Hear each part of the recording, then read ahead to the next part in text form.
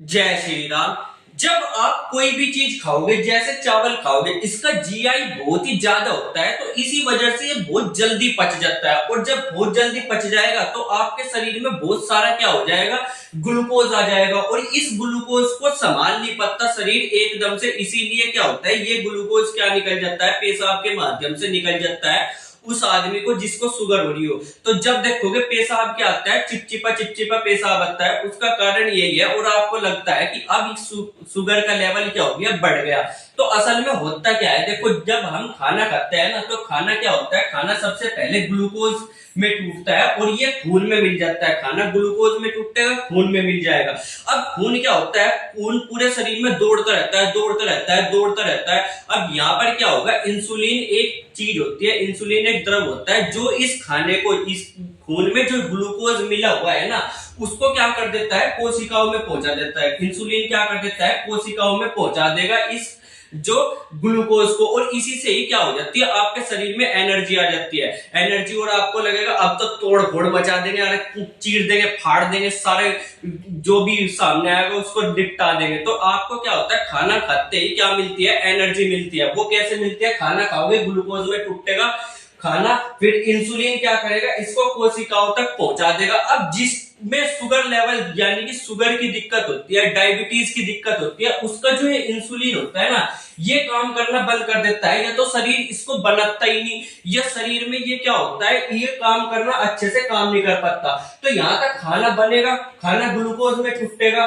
पर इंसुलिन क्या है, उसको कोशिकाओं में नहीं पहुंचा पाता। इंसुलिन उसको कोशिकाओं तक नहीं पहुंचा पाता। इसी वजह से वो सारा का सारा ग्लूकोज क्या होता है, पेशाब के माध्यम से निकल जाता है और बार बार पेशाब आता है और पेशाब भी चिपचिप आता है।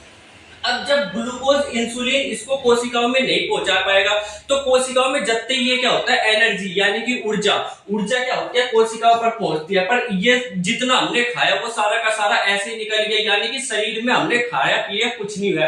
वो खाना ना खाना क्या होता है, शरीर में बिल्कुल बराबर हो जाता है। इसीलिए क्या होता है, जब शुगर की मात्रा बढ़ जाती है ना, डायबिटीज की मात्रा बढ़ जाती है, तो उससे क्या होता है, शरीर बिल्कुल ही थम सा जाता है, शरीर टूटने लगता है, बिल्कुल ही दम नहीं रहता शरीर में। उसका कारण यही होता है क्योंकि कोशिकाओं को ऊर्जा नहीं मिल पाती और शरीर को काम करने के लिए ऊर्जा की जरूरत होती है, इसीलिए शरीर में थकान थकान हो जाती है। अब यहाँ पर ये क्या काम करता है, जैसे ही आप चावल खाओगे, कोई भी ऐसा आदमी जो चावल करता है और उसको डायबिटीज है, तो चावल का जीआई इंडेक्स क्या होता है, बहुत ज्यादा होता है, जीआई बहुत ज्यादा होता है। जीआई का मतलब सिंपल है कि खाना बहुत ही ज्यादा पच जाता है, जल्दी, बहुत जल्दी पच जाता है। जिस भी चीज का जीआई जितना ज्यादा होगा वो उतनी जल्दी पच जाएगा।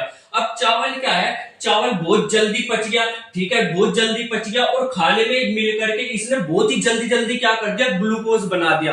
अब इंसुलिन जिसके डायबिटीज की दिक्कत है, उसका इंसुलिन पहले से ही कमजोर होता है, तो वो क्या करता है, इस पूरे खाने को कोशिकाओं में नहीं भेज पाता, जिसकी वजह से खाना क्या होता है, वेस्ट हो जाता है और लगता है कि नहीं यार मजा नहीं आया। और जितना ज्यादा आप चावल खाओगे उससे क्या होगा, वो सारा का सारा यहाँ तक तो पहुंचेगा ग्लूकोज तक, पर ऊर्जा में नहीं कन्वर्ट होगा, इसीलिए वो पेशाब के माध्यम से जल्दी निकल जाता है। इसीलिए ये कहा जाता है कि जिनको डायबिटीज की प्रॉब्लम है वो क्या, चावल को ना खाए, इसीलिए चावल नहीं खाना चाहिए। इसी तरीके से चीनी, यानी कि चीनी में भी बहुत ही ज्यादा ऊर्जा होती है, चावल से तो बहुत ज्यादा होती है, और ग्लूकोज ये बहुत जल्दी बनाता है, बहुत जल्दी, और वो ऐसा का ऐसे ही निकल जाता है क्योंकि इंसुलिन अच्छे से काम नहीं कर पाता। इसीलिए चीनी तो क्या होती है, जहर समान होती है, किसके लिए, जिनको डायबिटीज हो। इसी तरीके से जो तले भुने चीज होते हैं वो क्या करते हैं, इंसुलिन अवरोधक का काम करते हैं। इंसुलिन को जितना देखो, डायबिटीज के आदमी का इंसुलिन पहले ही बहुत ज्यादा कमजोर रहता है, इसीलिए जब डायबिटीज हो जाते हैं तो उसको बाहर से इंसुलिन का एक इंजेक्शन लगाया जाता है उसके शरीर के अंदर, ठीक है। इंसुलिन पहले से ही कमजोर है और जो आप तला भुना खाओगे वो इंसुलिन को और ज्यादा कमजोर कर देगा। इसीलिए जो तला भुना होता है डायबिटीज वालों के लिए ये जहर माना जाता है और ये बिल्कुल भी नहीं खाना चाहिए जिसको भी डायबिटीज है। अब क्या खाए, तो ऐसी चीजें खाए जिसका जीआई इंडेक्स क्या हो, बहुत ज्यादा कम हो, जीआई क्या हो, बहुत ज्यादा कम हो, मतलब बेस्ट चीजें खाए जो शरीर में धीरे धीरे पचे। कैसे?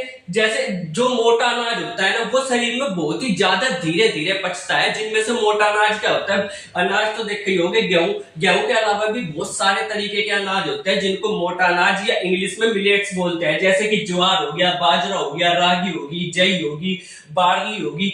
इस तरीके की जो आटा है, इन चीजों से बना हुआ आटा ज्यादातर शुगर के मरीज को खाना चाहिए, क्योंकि ये इनका जीआई इंडेक्स बहुत कम होता है और ये क्या करते हैं, धीरे धीरे धीरे धीरे शरीर में पचते हैं। अब धीरे धीरे पचेंगे तो देखो यहाँ पर क्या है, खाना खाया, धीरे धीरे ग्लूकोज में बदलेगा।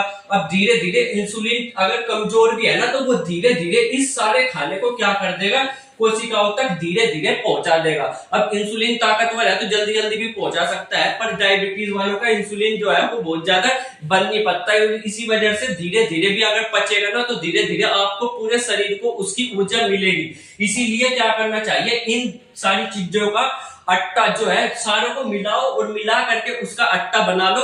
अब आटे में भी अच्छी बात ये होनी चाहिए कि आटा बहुत ज्यादा बारीक नहीं होना चाहिए, क्योंकि जितना ज्यादा बारीक आटा होता है वो उतनी ही जल्दी पचता है, और जितना ज्यादा मोटा आटा होगा उतना ही देर में पचेगा। तो आपको क्या करना चाहिए, आटा इनका मोटा मोटा सा पिसवाना चाहिए, और वही क्या करता है, शुगर के मरीजों के लिए फायदेमंद होता है। इसके अलावा हरी सब्जी खानी चाहिए, जितनी ज्यादा से ज्यादा खा सके, क्योंकि ये बहुत ही अच्छी होती है शरीर के लिए। इसके अलावा दाल में क्या होती है, प्रोटीन होती है, और प्रोटीन में ऊर्जा होती है, यानी कि शरीर को ऊर्जा बहुत अच्छी तरीके से चाहिए। प्रोटीन तो हर किसी को चाहिए होता है, ज्यादातर प्रोटीन के बिना तो शरीर काम ही नहीं करता। फिर मेथी खानी चाहिए, और चना खाना चाहिए, और जामुन खानी चाहिए। तो ये चीजें ऐसी चीजें हैं जो कि एक शुगर के मरीज को खानी चाहिए। अगर आप लिखना चाहते हो तो एक कॉपी निकाल करके लिख लो, क्या क्या है, ज्वार, बाजरा, रागी, जई और बार्ली, इन सब का क्या करना है, आटा बनवाना है और इसको खाना है। इसके अलावा हरी सब्जियां खानी है, मेथी खानी है,